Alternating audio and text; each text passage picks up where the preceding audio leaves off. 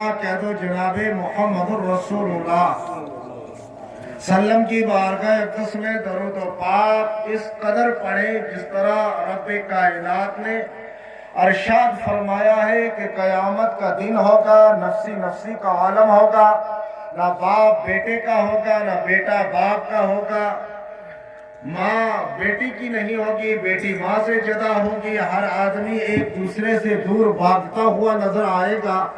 وہاں تو امام الانبیاء ہی کام آئیں گے۔ اب کام کیسے آئیں گے؟ تو رب کائنات نے اس اللہ کے رسول صلی اللہ علیہ وسلم کے اوپر ایک عبادت ایسی رکھی ہے جس کے اندر ہم روزہ رکھتے ہیں، رب کائنات روزہ نہیں رکھتا۔ ہم زکوٰۃ دیتے ہیں، رب زکوٰۃ نہیں دیتا۔ ہم صدقہ کرتے ہیں، رب صدقہ نہیں دیتا۔ ہم نماز پڑھتے ہیں، رب نماز نہیں پڑھتا۔ ہم جتنے بھی عبادت کرتے ہیں، رب عبادت میں نہیں، مگر ایک عبادت میں میرا رب ہمارے ساتھ ہے، کہتے سبحان اللہ۔ ایک عبادت میں رب ہمارے ساتھ ہے۔ کل قیامت کا دن ہوگا، ہر آدمی کی نمازیں اس کے منہ پہ پھینکی جائیں گی۔ ہر آدمی کی جو بھی زکوٰۃ ادا کرتا ہے، جو بھی لوگوں کو دیتا ہے، دکھاوا کر کے دیتا ہے، اگر اس کے غرور آ گیا، گھمنڈ آ گیا، قیامت کے دن رب کہے گا پکڑو اس کو، اپنے مال کو، اس کا بھوکا میں نہیں ہوں، لے جاؤ چلو۔ اور یہاں تک فرمایا ایک ہی عبادت ہے، اس کو آپ دکھا کے پڑھو، چل کے پڑھو، سو کے پڑھو، بیٹھ کے پڑھو، دوسرے کو بتا کے پڑھو، وہ کبھی رد نہیں کی جائے گی۔ وہ کبھی رد نہیں کی جائے گی۔ کیوں نہیں رد کی جائے گی؟ کیوں نہیں رد کی جائے گی؟ اگر اس وقت تو جس محفل کے اندر رب کائنات ہو، جس عبادت کے اندر رب ہو، وہ عبادت رد ہوتی ہے کبھی؟ نہیں، ہرگز رد نہیں ہوتی۔ وہ کیا ہے؟ ان اللہ و ملائکتہ یصلون علی النبی یا ایھا الذین آمنوا صلو علیہ وسلموا تسلیما۔ اے ایمان والو، میں اور میرے ملائکہ بھی بھیجتے ہیں، تم بھی میرے نبی پہ درود بھیجو۔ سبحان اللہ سبحان اللہ۔ تو پڑھیے بآواز بلند، اللہم صلی علی سیدنا حبیبنا محمد وبارک وسلم علیہ الصلاۃ والسلام علیک یا رسول اللہ صلی اللہ تعالی علیہ وسلم۔ حضرات، درود پاک ایسی عبادت ہے، بہت سی کتابوں کے اندر علماء نے لکھا ہے، علامہ غلام رسول سعیدی صاحب نے بھی اپنی شرح مسلم کے اندر بھی لکھا ہے کہ جس عبادت کے اندر درود و پاک نہیں پڑھا جاتا وہ عبادت بھی قبول نہیں ہوتی۔ اور اکثر علماء لکھتے ہیں کہ جس دوا کے اندر درود و پاک نہ ہو وہ دوا بھی قبول نہیں ہوتی۔ وہ دوا بھی قبول نہیں ہوتی۔ اب دیکھا جائے نماز میں نبی پہ درود، ہر جگہ میرے نبی کے اوپر درود پڑھا جاتا ہے۔ ابھی ان کا نام مجھے یاد نہیں ہے، مولانا مہراج صاحب قرآن کے متعلق فرما رہے تھے، میرا ذہن ہی قرآن کے اوپر آ گیا۔ میں نے قرآن کی پہلی آیت پڑھی، آپ نے سن لیا ہوگا، جانتے ہوں گے، پہلا پارہ سورہ بقرہ، الف لام میم۔ الف لام میم کا مطلب اعلیٰ حضرت عظیم و برکت نے بھی لکھا، بہت سے علماء کی اور تفسیروں کے اندر آتا ہے، روح البیان کے اندر آتا ہے کہ الف لام میم اللہ جانے اور اللہ کا رسول جانے اس کے اندر ہے کیا ہے۔ ذالک الکتاب، یہ وہ کتاب لا ریب ہے، کس کے لیے؟ متقی اور پرہیزگاروں کے لیے، متقی اور پرہیزگاروں کے لیے۔ حدیث مبارکہ ہے، اللہ کے رسول صلی اللہ علیہ وسلم فرماتے ہیں خیرکم من تعلم القرآن وعلمہ، آپ میں سے بہتر وہی شخص ہے جو قرآن کو سیکھتا ہے اور قرآن سکھاتا ہے۔ بے شک سبحان اللہ۔ اور جو دونوں کو جنتی بتایا، دونوں کو جنتی، ماشاءاللہ۔ آسمان گر جائے، زمین ختم ہو جائے، کائنات کا ذرہ ذرہ ختم ہو جائے، جو اللہ کے رسول کی زبان مبارک سے جو چیز نکلی ہوئی ہے وہ کبھی رد نہیں ہو سکتی۔ بے شک سبحان اللہ۔ कभी रद्द नहीं हो सकती। नहीं होती। कुरान लारेब किसके लिए? मुत्तकी और परहेजगारों के लिए। नौजवानों, बुजुर्गों, कुरान पाक एक ऐसी किताब है, जब ये नाजिल हुई इसके अंदर रब को क्या जरूरत पड़ी जालिकल, क्या इसमें कोई शक नहीं? क्या बताने की जरूरत पड़ गई रब को? जब बता दिया कि अल्लाह का कलाम है, यकीन आना चाहिए। मगर रब कायनात ने ये जानता था, मेरा रब क्या जानता था? जैसे पहली उम्मतों के अंदर इख्तलाफ पैदा हुए हैं, उस तरह इस उम्मत के अंदर भी इख्तलाफ है। बेशक बेशक सुभान अल्लाह। आज भी तरह तरह के फिरके हमारे अंदर हैं, बहुत से फिरके हैं हमारे अंदर। अभी मैंने इसराइल भाई के यहाँ बैठा हुआ एक कप आया आपका, उसके अंदर काबे की तस्वीर थी और मदीनातुल मुनव्वरा की भी तस्वीर थी। चाय सुबह हजरत ने ले ली थी, इस वक्त मैंने ले ली। मैंने गौर व फिक्र कर रहा, जब कप को धोया जाएगा वो कहाँ कहाँ धोया जाएगा? सही है, बिल्कुल सही है। कहाँ कहाँ धोया जाएगा? उसका पानी कहाँ जाएगा? हर नापाक पानी के अंदर जाएगा। क्या हम ये गवारा करते हैं कि खाना काबा का पानी ऐसा जाए? ना। क्या मदीनातुल मुनव्वरा को हम गवारा करते हैं इस चीज के ऊपर? बेहतर है कि ना पिया जाए। तो इससे बेहतर मैं आपसे ये बताता हूँ, कुरान पाक के नाज़िल होने से पहले दुनिया के अंदर बहुत सी किताबें लिखते थे लोग, बहुत सी किताबें लिखी हैं। एमए से लेकर बीएड से लेकर कितनी किताबें लिखी हैं। किसी किताब के अंदर ये नहीं लिखा जालिकल किताब के इसमें कोई शक नहीं है। बिल्कुल सही, माशाअल्लाह। लिखने वाला ये खुद जानता है इस किताब के अंदर कमी हो सकती है। बेशक बेशक खुद जानता है कि इस किताब के अंदर कमी हो सकती है। अगर जो भी कानून बनाया जाएगा उसके अंदर कमी हो सकती है, मगर रब का जो कानून है उसके अंदर कमी नहीं है। बेशक बेशक सुभान अल्लाह सुभान अल्लाह बेशक। अल्लाह अकबर या रसूल अल्लाह। जिंदाबाद जिंदाबाद जिंदाबाद। नौजवानों बुजुर्गों, जब कुरान पाक नाज़िल नहीं हुआ था उसके पहले के हालात जिंदगी उठा के देखो। बेशक बेशक। कहाँ दुनिया के पास प्लेन थे, कहाँ दुनिया के पास ट्रेनें थी, कहाँ दुनिया के पास क्या था? पर कुरान नाज़िल हुआ, इसने सब चीजें बता दी। बेशक सुभान अल्लाह इस बेशक। साइंस को आप अपनी जगह गौर व फिक्र करते हो कि साइंस हमें सब कुछ बता रही है, वो साइंस इसी कुरान से निकाली गई है। बेशक सुभान अल्लाह। माशाअल्लाह। इसी कुरान से निकाली गई।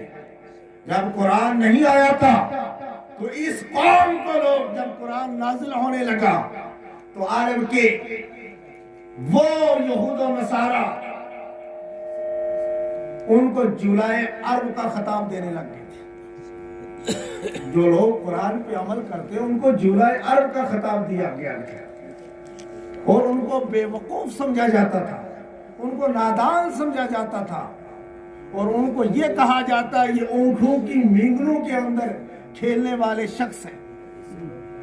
तो यहाँ तक कि जब कुरान आया, कुरान के आने के बाद उन लोगों को कुरान ने क्या कहा? रज़ी अल्लाहु अन्हुम व रज़ू अन्हु, मैं इन पे राजी हो गया हूँ, ये मेरे पे राजी हो गए। बेशक बेशक सुभान अल्लाह सुभान अल्लाह। और यहाँ तक नहीं फरमाया उलाइका हुमुल फाइज़ून फरमाया, बेशक बेशक। कहीं जगह उलाइका हुमुर राशिदून फरमाया। बेशक बेशक। और दुनिया के अंदर बता दिया ये जन्नती है। बेशक बेशक अगर सुभान मैं अल्लाह। इस्राइल भाई को कहूँ कि कल आप फलां प्लेन के अंदर बैठने वाले हैं, गालिबन ये बैठ ही जाए, इनका यकीन कितना पुख्ता हो जाएगा। तो जब अल्लाह तबारक व तआला खुद इरशाद फरमाता ये जन्नती है। बेशक बेशक अब सुभान अल्लाह। जन्नती क्यों हुए? जन्नती क्यों हुए? उन्होंने कुरान पे अमल किया। बेशक सुभान अल्लाह। उन्होंने कुरान पे अमल किया। अमल किया, कुरान को पढ़ा, यहाँ तक कि अरब की सरजमीन के अंदर एक सहाबा इकराम के जमाने के अंदर एक इख्तलाफ हो जाता है। एक तरफ से हमान, एक तरफ से खालिद बिन वलीद। हमान जो है वो दुश्मन रसूल है, वो दुश्मन खुदा, और उसने ऐलान कर दिया कि आओ मुस्लिमों, अगर तुम हक पे हो आओ मैदान के अंदर जंग करते हैं। तो तमाम सहाबा आपस में बैठ जाते हैं। बैठने के बाद सहाबा का मशवरा होता है। सिद्दीक़ अकबर मौजूद है, फारूक आज़म मौजूद है, उस्मान गनी मौजूद है, शेर खुदा हजरत अली मौजूद है। तमाम सहाबा ने मशवरा किया कि कौन जाएगा मुकाबले के लिए। तो हर आदमी ने कहा, कोई कहता मैं जाऊंगा, कहा इतने में खालिद बिन वलीद ने कहा लब्बैक या रसूल अल्लाह, मैं हाजिर हूँ। मैं हाजिर हूँ। तो फरमाया कितने आदमियों को लेकर जाओगे? कितने आदमियों को लेकर जाओ? कहा भेजो 30 आदमियों। सहाबा ने कहा दुनिया दारुल अस्बाब है, अस्बाब के जरिए चलती है, आप कुछ इजाफा करो। जब इजाफे का कहा तो 30 की जगह 30 कर दिए 60। कितने आदमी? 60। और सहाबा ने कहा कि आप जाने के पहले, आज के जंग नहीं होते कि छुप के जाके गोली लगा दो किसी को, छुप के जाके किसी को मार दो, ये इस्लाम इजाजत नहीं देता इस चीज की। उस वक्त एक आदमी को भेजा गया कि जाओ मालूम करो, उन लोगों को बता दो कि हम आ गए। और सहाबा ने कहा अगर पता चला उनके पास तादाद बहुत ज्यादा है, हमें खबर देना, हम जरूर वहां पहुंच जाएंगे और लश्कर को भेजेंगे। और जो ये 60 आदमी के, किसी के पास नेजा है, तलवार नहीं है, किसी के पास तलवार है, नेजा नहीं है, किसी के पास सवारी है तो किसी के पास बगैर सवारी के है। और एक एक सवारी के ऊपर तारीख में आता 2-2 सवार होकर गए, कभी 3-3 होकर गए। और यहां तक जब रास्ते में पहुंचे तो पहुंचने के बाद जो साकिब आगे जा रहा है, खबर देने वाला आगे गया, जाने के बाद फरमाया कि दुश्मनों के पास 60,000 का लश्कर है। कितना लश्कर है? 60,000 का लश्कर है। नौजवानों बुजुर्गों सुनिए बात, जब खालिद बिन वलीद को बताया गया कि बताओ दुश्मनों के पास 60,000 का लश्कर है और हम 60 आदमी कहां जा रहे हैं, किसके साथ जंग करने के लिए जा रहे हैं? तो खालिद बिन वलीद ने जवाब दिया हम वापस नहीं जाएंगे, शहीद हो जाएंगे मगर जंग करके जाएंगे। तो पूछा हमारे पास है क्या? ना सामान है, ना तलवारें हैं पूरी, ना सवारियां हैं। तो खालिद बिन वलीद ने कहा हमारे पास अजमत कुरान है। बेशक सुभान अल्लाह। क्या है? अजमत कुरान। अजमत कुरान है। बताया रसूलुल्लाह सल्लल्लाहु अलैहि वसल्लम की सुन्नत है। तो तमाम 60 आदमियों को ऐलान कर दिया कुरान पढ़ते रहो, चलते रहो आगे। जब मैदान के अंदर तारीख गवाह है, तारीख अकबरी पढ़ लेना। जब वहां पहुंचे, पहुंचने के बाद हमान ने क्या कहा कि मैंने सोचा मुसलमान कौम बहुत होशियार है, अक्लमंद है, आज मुझे पता चला है ये बेवकूफ कौम है, नादान कौम है। तो खालिद बिन वलीद ने कहा तुझे शर्म नहीं आती? कैसी बातें तू बोल रहा है? कहा मैं ये कहता हूं हम जुल्म नहीं करते किसी की जानों के ऊपर। कहा क्या बात? कहा 60,000 का लश्कर और 60 आदमियों को लेकर आप आए हो, कैसे मुकाबला करोगे आप? तो बताया कि हम कुछ अशरफिया, कुछ खजूरें आपको देते हैं, आप चले जाइए वापस, और जाने के बाद डेट फिक्स कीजिए फिर आइए। तो खालिद बिन वलीद ने कहा हम शहीद हो जाएंगे, हम वापस नहीं जाएंगे, हम जंग के लिए। तुझे शर्म नहीं आती कि तूने औरतों की चूड़ियां पहनी हुई, ऐसी बातें तू हमें बोल रहा है? हमान को गुस्सा आ गया। गुस्सा आने के बाद फौरी तौर पे उसने कहा पकड़ो 60 आदमियों को। जैसे करबला के अंदर यजीद ने कहा था ना کہ جاؤ یہ لشکر لے جاؤ امام حسین سے نمٹ کے دوسری جگہ چلے جانا. یہی معاملہ وہاں پہ بھی ہوا. انہوں نے کہا پکڑو ان 60 آدمیوں کو.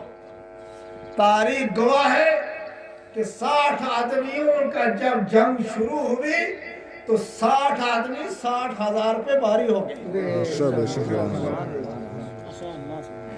جب بھاری ہوئے تو قرآن پڑھتے رہے, کچھ بھاگ گئے, کچھ کٹ گئے, کچھ مر گئے, کچھ فی نار جہنم ہو گئے.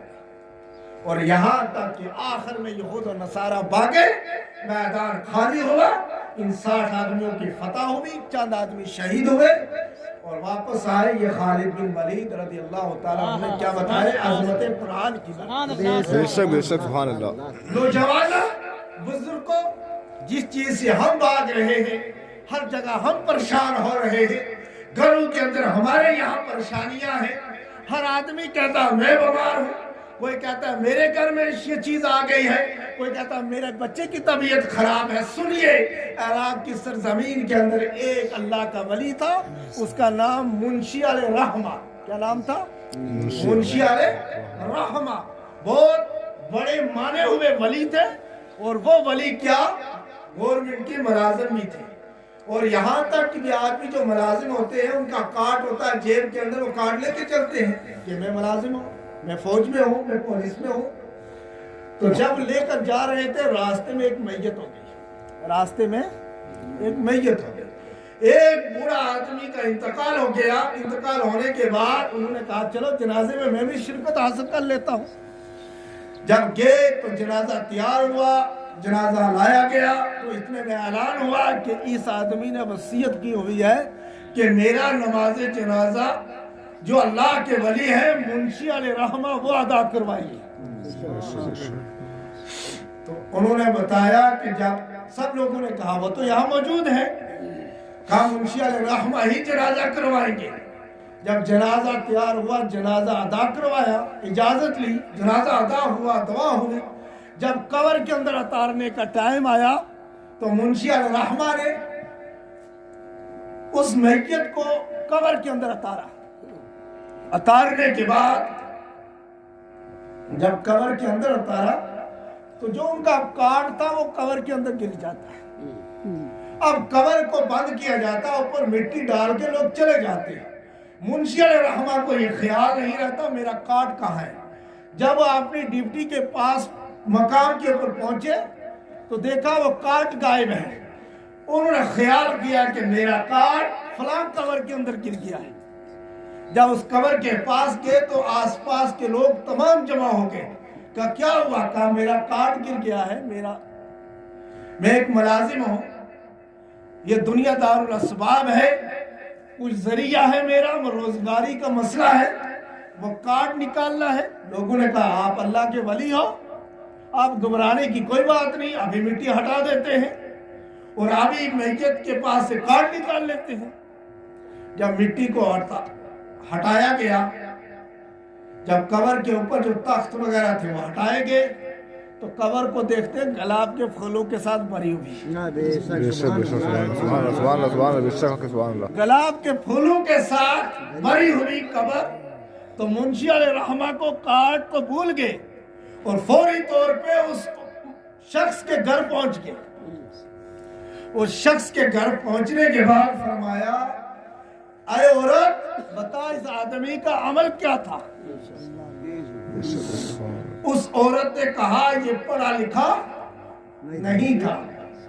کہا 40 سال ہو گئے مجھے اس کی نکاح میں, اور 40 سال کے اندر اس کا ایک ہی عمل تھا کہ صبح کے ٹائم یہ قرآن کو کھول کے اپنی انگلی رکھتا, مولا تو نے یہ بھی سچ لکھا, یہ بھی سچ لکھا.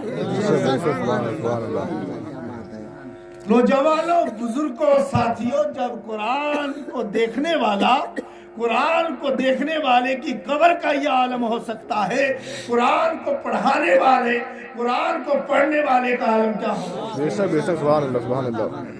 ماشاء اللہ, ماشاء اللہ.